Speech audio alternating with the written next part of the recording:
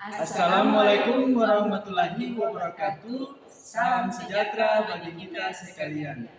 Kami calon guru penggerak Angkatan 8 dari Kota Tual akan melakukan demonstrasi kontekstual pada modul 2.3 coaching untuk supervisi akademik terdiri dari supervisor, coach, dan coaching. Bersama saya, Elvis Fernando Tarantain dari SMA Negeri 7 Tual. Saya Purnama Sari Mandamat dari TK Anak Cerdas Maluku. Dan saya Hendrika Yamlian dari SMP Negeri 9 Tual.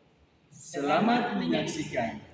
Selamat siang Ibu Hen. Selamat siang Ibu Pur. Bagaimana kabarnya hari ini? Puji Tuhan baik. Ibu Pur apa kabarnya? Alhamdulillah baik. Oh iya Ibu Hen, sebelum Ibu Hen melakukan coaching, bolehkah saya menyampaikan beberapa hal? Iya, silakan. Baik Ibu Hen, sebagai langkah awal perlu saya sampaikan tentang rubrik penilaian kita pada hari ini. Jadi nanti pas coach dan coachee akan saya nilai dengan rubrik penilaian. Apakah sudah sesuai dengan alur kita atau belum? Kemudian bagaimana Ibu memberikan pertanyaan yang bebas dan asumsi dan asosiasi serta dapat menangkap emosi coachee, selalu mengajukan pertanyaan terbuka dan berasal dari mendengarkan. Terus selain itu juga Ibu perlu membantu membuat rencana aksi spesifik, mendorong ide dari coachee pada saat diminta saran berbagai pengalaman. Dalam berinteraksi dengan coachee, Ibu Hen jangan lupa dengan ketiga prinsip pada coaching, yaitu kemitraan, proses dan kreatif, dan memaksimalkan potensi. Hal ini perlu diterapkan dalam rangka memperdayakan coaching saat berinteraksi. Nah, dalam coaching nanti, Ibu Hen ingin saya membantu mengembangkan potensi yang mana? Ibu Pur, saya ingin Ibu Pur membantu saya untuk mengembangkan kompetensi kehadiran penuh, mendengarkan aktif, dan mengajukan pertanyaan berbobot. Baik, Ibu Hen. Lalu pada bagian mana yang secara spesifik nanti Ibu Hen ingin saya amati? Ya, yang saya ingin agar Ibu Pur amati ketika saya melaksanakan coaching adalah mendengarkan dengan aktif dan membuat pertanyaan yang berbobot. Oke, baik Ibu Hen. Terus bagaimana penilaian Ibu Hen sendiri terhadap apa yang kita kembangkan ini? Menurut saya Ibu Pur, kompetensi mendengarkan aktif dan mengajukan pertanyaan berbobot itu perlu dikuasai oleh coach. Saya merasa bahwa rubrik penilaian terhadap kompetensi coaching itu penting agar dapat dijadikan sebagai acuan dalam pengamatan hukum nanti. Benar sekali Ibu Hen. Memang saya perlu mengingatkan Ibu Hen terkait rubrik penilaian supaya Ibu Hen mengetahui apa saja yang akan diamati saat Ibu Hen melakukan coaching. Lalu harapan dari observasi yang kita lakukan bersama ini, harapannya? Iya. Saya berharap Ibu Pur semoga lewat observasi yang dilakukan oleh Ibu Pur ini saya dapat mengembangkan kompetensi saya sebagai seorang coaching dalam membantu coaching menemukan solusi dari permasalahan yang dihadapi. Baik Ibu Hen, oke. Semoga apa yang Ibu Hen harapkan dapat dilakukan dengan baik ya. Begitu dulu ya. Oke, terima kasih Ibu Pur. Selamat siang Pak Elvis. Selamat siang Bu Hen. Ya, apa kabarnya hari ini Pak Elvis? Puji Tuhan baik Bu Hen. Semoga kita semua sehat selalu ya Pak ya. Amin Bu Hen. Baik Pak Elvis, tadi saya dengar Pak Elvis mau menceritakan sesuatu kepada saya. Iya benar Bu. Memang ada hal yang mau saya bicarakan dengan Ibu. Oke Pak Elvis, kebetulan sekarang saya punya waktu, tapi minta maaf sebelumnya kita 15 menit saja tidak apa-apa ya Pak Elvis ya? Tidak apa-apa Bu. Apa yang mau Pak Elvis ceritakan kepada saya? Jadi begini Bu Hen, kalau saya perhatikan di sekolah saya itu dari tahun ke tahun sepertinya tidak ada perubahan apa-apa untuk proses pembelajarannya. Pembelajaran yang dilakukan di sekolah pun oleh guru-guru ini sepertinya masih monoton dan belum memperhatikan kebutuhan peserta didik, Bu. Padahal kan kita tahu bahwa eh, setiap murid itu kan unik, atau setiap murid itu kan masing-masing kan berbeda. Nah, itu yang masih menjadi apa, kendala dalam pikiran saya, Bu. Oke Pak Elvis, jadi kalau boleh saya garis bawahi, masalahnya Pak Elvis ini adalah bahwa kebanyakan guru di sekolahnya Bapak itu proses pembelajaran tapi belum memperhatikan kebutuhan siswa ya Pak ya. Iya, benar, Bu. Iya. Jadi Pak Elvis, kira-kira dari percakapan kita hari ini apa yang ingin Bapak dapatkan? Ya, Bu, dari percakapan kita kali ini saya berharap adanya perubahan di sekolah saya, terutama dalam proses pembelajaran. Misalkan dalam proses pembelajaran itu bisa Bapak Ibu guru, rekan-rekan saya ini bisa merancang pembelajaran berdiferensiasi. Itu yang masih menjadi menjadi beban pikiran saya selama ini. Jadi saya berharap bisa ada perubahan dalam proses pembelajaran, terutama bisa menerapkan pembelajaran berdiferensiasi. Misalnya saja merancang bahan ajar sesuai dengan gaya belajar murid, kemudian bisa juga melakukan bimbingan atau melakukan pendampingan itu berdasarkan tingkat kemampuan murid, dan juga membuat tugas atau memberikan tugas kepada anak itu juga bisa memperhatikan bakat dan minat mereka. Itu yang saya harapkan dalam proses percakapan kita kali ini. Iya Pak. Jadi Pak Elvis menginginkan agar pembelajaran berdiferensiasi ini dapat diterapkan secara tepat di sekolahnya Bapak ya Pak. Ya, jadi kalau misalnya kondisi idealnya dari 1 sampai 10, kira-kira menurut Pak Elvis di sekolahnya Bapak ini sudah sampai di level berapa ya Pak? Sepertinya masih di level 5, Bu. Karena kalau saya perhatikan di sekolah saya ini kan banyak sekali guru honor dan yang masih baru, sehingga pemahaman mereka untuk pembelajaran diferensiasi ini masih kurang. Iya Pak Elvis. Jadi Pak Elvis dari level 5 ini Pak Elvis kira-kira mau meningkatkan mereka ke level berapa ya Pak?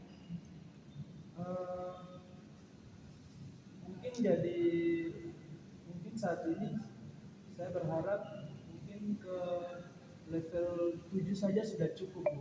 Mengingat yang tadi itu, Bu, guru-gurunya masih guru honor dan masih baru, sehingga pemahaman mereka terkait pembelajaran berdiferensiasi ini masih kurang. Itu ya, mungkin saya harapkan cukup sampai di level 7 saja. Oke Pak Elvis, dari level 5 Pak Elvis mau untuk mencapai level 7. Nah, kira-kira menurut Pak Elvis kira-kira ide atau rencana apa yang mau Pak Elvis terapkan pada guru-guru di sekolah Bapak untuk bisa mencapai level 7? Nah, ini sepertinya ini yang masih mengganjal dalam pikiran saya. Tapi memang saya sudah ada punya rencana. Saya punya rencana itu ke depannya saya akan melakukan pendampingan atau mentoring terhadap rekan-rekan saya ini. Semoga dengan pendampingan atau mentoring ini bisa membantu mereka untuk memahami pembelajaran berdiferensiasi. Iya Pak Elvis. Jadi kalau saya simpulkan Bapak mau melakukan kegiatan mentoring ya Pak ya? Iya. Kira-kira menurut Bapak selain kegiatan mentoring, kegiatan apa lagi yang bisa dilakukan untuk meningkatkan keterampilan guru-guru itu Pak? Sebenarnya ada strategi lain, Bu. Tapi strategi ini mungkin saya akan konsultasikan terlebih dahulu dengan kepala sekolah terkait dengan akan membuat semacam workshop atau pelatihan khusus untuk teman-teman atau rekan-rekan guru di sekolah saya ini. Oke, iya. Jadi saya perhatikan yang diusulkan Bapak itu ada 2 ya kegiatannya ya Pak ya.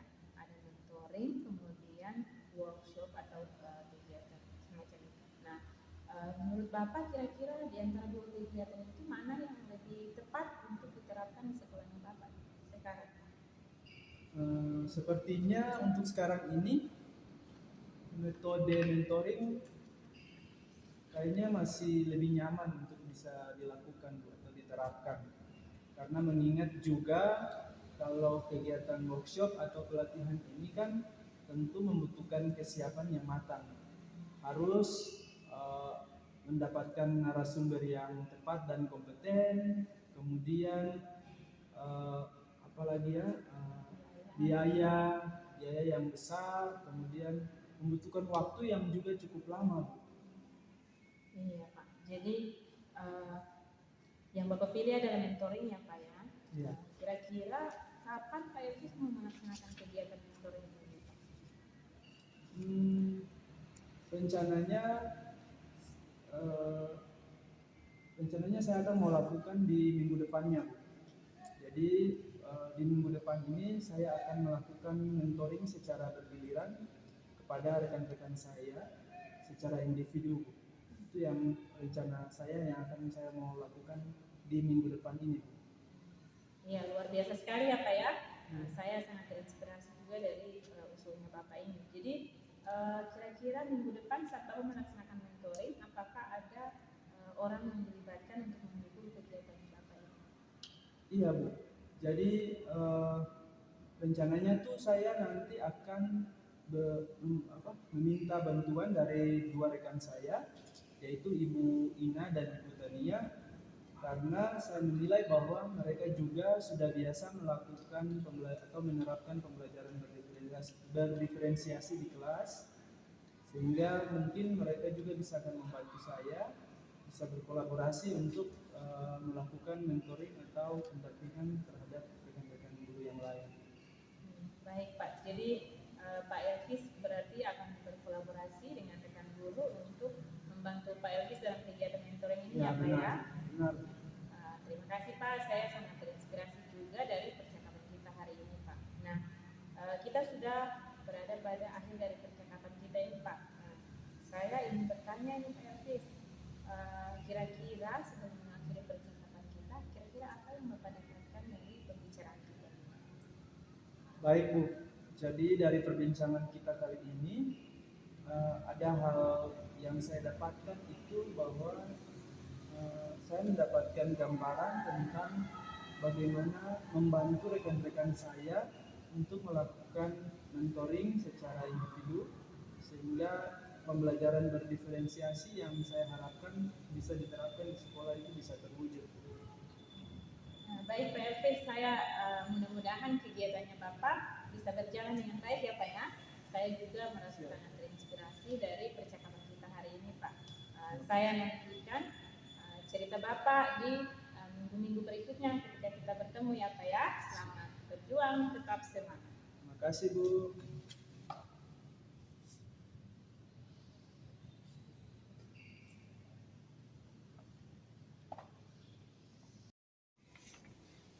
Baik Ibu Hen, sudah bagaimana perasaannya pada saat melakukan coaching tadi berjalan dengan lancar? Iya, puji Tuhan Ibu Pur, saya bersyukur sekali semua prosesnya dapat berjalan dengan baik dan lancar. Luar biasa Ibu Hen ya. Ya Ibu Hen. Nah setelah melakukan coaching tadi, maka ada beberapa hal yang perlu saya tanyakan kepada Ibu Hen. Pertanyaan yang pertama, bagaimana Ibu Hen menilai sendiri performan dalam kompetensi tadi? Iya, saya merasa bahwa saya sudah menunjukkan kompetensi saya dalam mendengarkan dengan aktif dan mengajukan pertanyaan berbobot Ibu Pur. Oke, pertanyaan yang kedua, bagaimana apa yang membuat Ibu Hen menilai demikian? Iya, jadi saya bisa menilai seperti itu Ibu Pur karena tadi dalam percakapan saya dengan coach, saya melakukan coaching sesuai dengan alur tirta, yaitu tujuan, identifikasi, rencana aksi, dan tanggung jawab. Selain itu, saya juga telah menerapkan prinsip coaching dalam perbincangan tadi, yaitu kemitraan, proses kreatif, dan memaksimalkan potensi. Baik Ibu Hen, tapi boleh saya menyampaikan hasil pengamatan saya? Iya, silakan Ibu Pur dengan senang hati. Oke, jadi hasil pengamatan saya tadi, jadi begini Bu Hen. Saya mengerti tadi pada saat melakukan coaching, Ibu Hen memberikan pertanyaan yang tidak memojokkan coaching. Terus menangkap emosi coaching dengan selalu mengajukan pertanyaan terbuka dan berasal dari mendengarkan. Oke.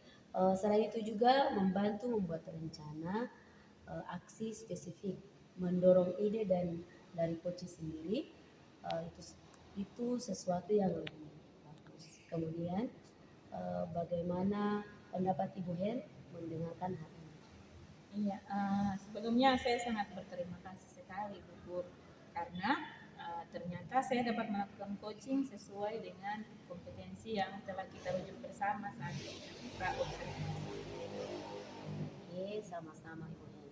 Namun demikian saya juga melihat hal hal yang masih bisa dikembangkan. Misalnya tadi saat bertanya saya mengamati Ibu Hen melakukan ajuan pertanyaan yang belum memotivasi. Yang sebetulnya kalau merujuk ke standar seharusnya dapat meningkatkan kepercayaan diri coaching. Bagaimana pendapat Ibu Hen terhadap yang itu? Oke, ya, Ibu Pur, iya saya juga merasa seperti itu sih Ibu. Jadi tadi kan Koci bilang bahwa guru-guru di sekolah itu kan guru baru. Otomatis pasti sebagian besar mereka masih berusia muda dan pemahaman mereka terhadap pembelajaran berdiferensiasi itu pasti lebih cepat bila dilakukan mentoring secara individu. Oleh karena itu harapan ke level 7 itu saya rasa masih belum cukup. Oke, jadi apa rencana tindakan Ibu